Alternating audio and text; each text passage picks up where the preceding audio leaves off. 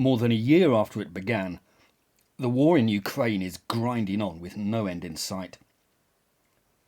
Zelensky is adamant that he will not surrender an inch of territory. But Putin knows that if he suffers a defeat here, then he is finished. So he will simply not allow that to happen. He will fight to the bitter end.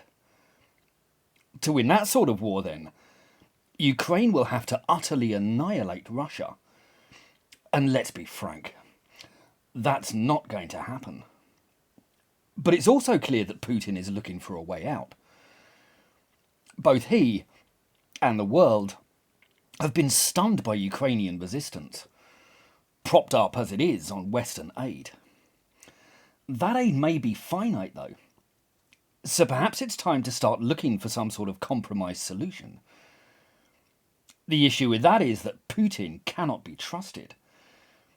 He's broken his word and agreements far too many times in the past. And he's shown a rapacious appetite for conflict. But that appetite may well have been checked by this latest misadventure. And I'd like to suggest a deal that I think just might work. What I'd propose is to let Putin keep the eastern territories that he's seized, but that Allied forces, including those of America and the European powers, be positioned along the new border to ensure he's not tempted to try again. Putin could certainly spin this as a win, which would keep him happy. He could claim that he only ever wanted to liberate those eastern territories, and that he simply attacked the entire nation of Ukraine to force them to make those concessions. He could also claim that the movement of Allied troops to the region is a sign that they fear both him and Russian might. This would allow him to paint his regime as far stronger than it actually is.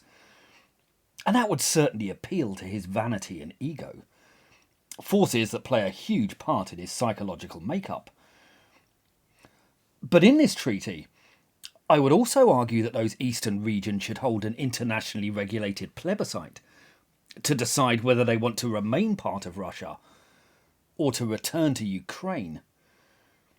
Initially, I would demand a 6-month deadline for that referendum. But under Russian protests, I would concede and allow it to be held in 5 years to allow some of the wounds of the war to heal. This concession would again allow Putin to feel that he has scored a victory, though in reality, 5 years is a more realistic timeline anyway. And that's the secret to negotiation.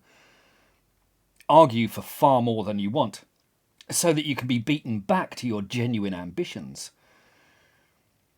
5 years is an awful long time in politics, and that would allow Putin to move on and to shore up his position, even if he were to lose the plebiscite 5 years down the line. Now, fair enough, but this might all look really bad for Zelensky. He has staked his reputation on a complete triumph. But Zelensky has much more political capital now than Putin, and that's the decisive factor. He can argue that he's putting the safety of Ukraine's citizens first, that he's bringing an end to the bloodshed. He can also argue that he's confident of winning the plebiscite in 5 years, and of returning those eastern regions to Ukraine with no more blood being spilled. More than this, he can point to Ukraine's allied support, and of how Russia has been chastened and contained. With the conflict stopped, perhaps cooler heads can prevail, and perhaps more cordial relations with Russia can eventually be restored. Maybe the West can take Russia's concerns more seriously, and can address the diplomatic errors and misunderstandings that may have contributed to this war. More broadly, this agreement will end the divisive friction that's spreading in the West over the costs of propping up the Ukrainian war effort. It can help to heal both those divisions and the economies of the Western allies. It may also be possible to find a solution to the energy crisis that affected so many people. Perhaps that could be made part of the broader text of the treaty, that sanctions will be dropped and Russian energy sales renewed on their agreement to the terms. Now, I know it sounds blasé of me to airily gift parts of Ukraine to Russia without the consent of the inhabitants, but I have no sway. I'm just ruminating here. And right now, I fail to see another way to extricate the nation from the meat grinder of war that continues to churn out corpses and destruction. More to the point, the plebiscite offers them hope, and plenty of time to prepare, to rouse support. This proposal may seem like a repeat of Munich and the disaster of Czechoslovakia, but I'd suggest that fail-safes built in means it's not. There's no suggestion here of trust in Putin the way Chamberlain trusted Hitler.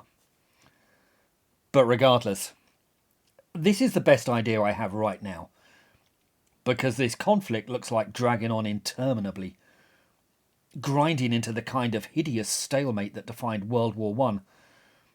And maybe it's time to stop the slaughter sooner rather than later, because the only other option I foresee is escalation. And that could be a disastrous move. If you want to support this channel, please like, subscribe, and think about buying my books. They're called The Tyranny of the Left, and they're available on the links below. Please do feel free to pick them up and let me know what you think. Thank you.